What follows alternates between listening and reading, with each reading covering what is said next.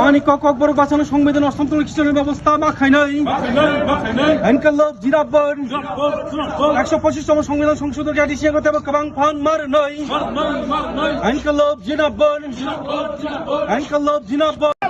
আজকে জেএনএ মহকুমা জিএনপিটিউএফ এর তরফ থেকে বিশেষ করে ভাষাকে হস্তান্তরশীল অন্তর্ভুক্ত করা, সিএ বাতিল করা, রেগা আইন বাতিল করা চলবে না।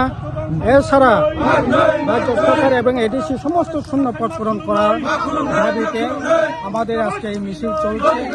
এই মিছিল থেকে আমরা আওয়াজ তুলছি, রাজ্যে একেবারে সীমাহীন দুর্নীতি যেমন চলছে, অপরদিকে কাজ খাতে হরতাল চলছে, এর বিরুদ্ধে যাতে মানুষকে সংহত করতে পারি লড়াই সংগ্রামে সেখানে করবার চেষ্টা করছি। কারণ আজকে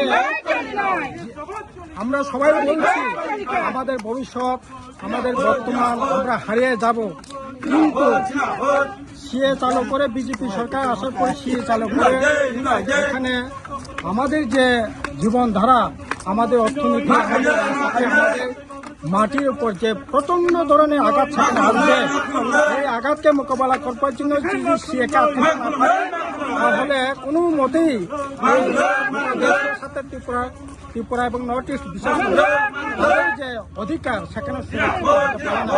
তার জন্য আমরা বলছি সিএ যে কোনো মূল্য বাতিল করতে হবে।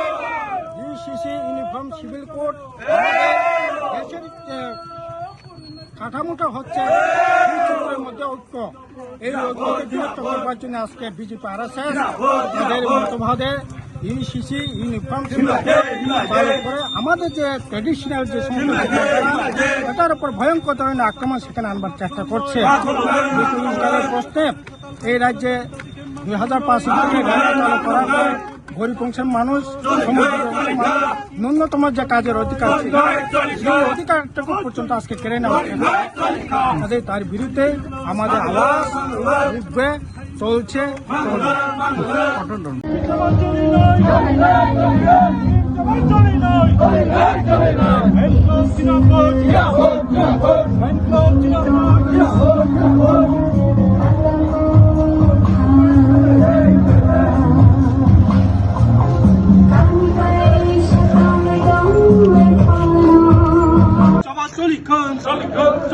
মানিক ককবর বাঁচানো সংবিধান হস্তান্তর খ্রিস্টানের ব্যবস্থা মাখাই নাই এনকাল্লভ জিরাবন 125তম সংবিধান সংশোধন এডিশন করতে হবে কবাং ফান মার নাই এনকাল্লভ জিরাবন